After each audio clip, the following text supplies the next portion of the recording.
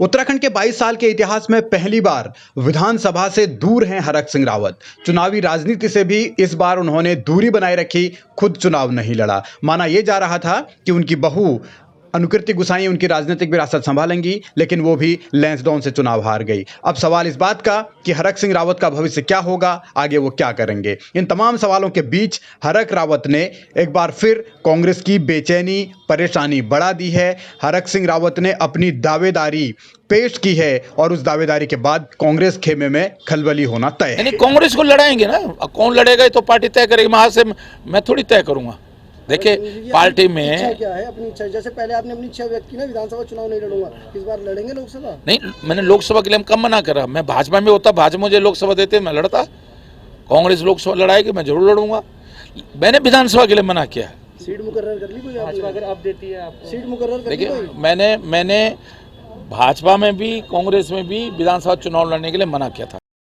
कांग्रेस अभी तक विधानसभा चुनाव के हार के सदमे से नहीं उभर पाई है। पार्टी के दिग्गज नेता एक दूसरे पर लांछन लगा रहे हैं, तोहमत लगा रहे हैं, आरोप लगा रहे हैं। इन आरोप प्रत्यारोप की सियासत के बीच हरक सिंह रावत ने नया शगुफा छेड़ दिया है। 2024 लोकसभा चुनाव के लिए उन्होंने टिकट की दावेदारी अभी से पेश कर दी है। यानी हरक सिंह रावत ने एक तरीके से दबाव की राजनीति बनानी शुरू की है। हरक सिंह रावत ये भी कह रहे हैं कि अगर बीजेपी भी उन्हें टिकट देती तो वो लोकसभा का चुनाव जरूर लड़ते। हालांकि विधानसभा चुनाव लड़ने के लिए उन्होंने इनकार किया था। तो इससे साफ है कि हरक सिंह संदेश और संकेत दे रहे हैं कि अगर कांग्रेस उन्हें लोकसभा में टिकट नहीं देती तो फिर आगे का रास्ता क्या हो सकता है।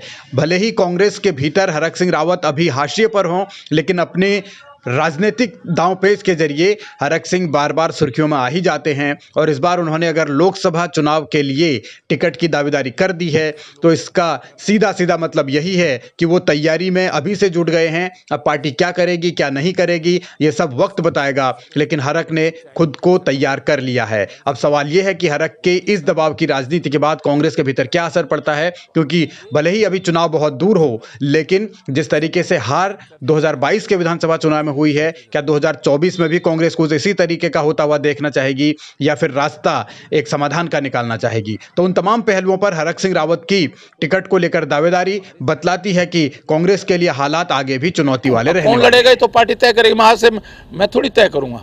देखिए पार्टी में इच्छा क्या है, अपनी इच्छा, जैसे पहले आपने अपनी इच्छा व्यक्त की ना, विधानसभा चुनाव नहीं लड़ूंगा, इस बार लड़ेंगे लोकसभा? नहीं, मैंने लोकसभा के लिए कम मना करा। मैं भाजपा में होता, भाजपा मुझे लोकसभा देते, मैं लड़ता। कांग्रेस लोकसभा लड़ाएगी, मैं जरूर लड़ूंगा। मैंने विधानसभा के लिए मना किया। सीट मुकर्रर कर ली कोई? भाजपा अगर अब देती है आपको सीट मुकर्रर कर ली? देखिए मैंने भाजपा में भी कांग्रेस में भी विधानसभा चुनाव लड़ने के लिए मना किया था। हरक सिंह रावत ने अपनी इच्छा साफ साफ बता दी है कि वो लोकसभा चुनाव हर हाल में लड़ना चाहते हैं। इसके बहुत सारे मायने हो सकते हैं, लेकिन फिलहाल कांग्रेस के भीतर स्थितियां सामान्य नहीं हैं, क्योंकि अगर पार्टी के बड़े नेता ही लड़ रहे हैं तो फिर पार्टी ट्रैक पर कैसे आएगी, ये बड़ा सवाल है। और हरक की इस डिमांड के बाद आगे क्या स्थितियां होंगी, इनको लेकर भी अटकलें तेज होने लगी हैं।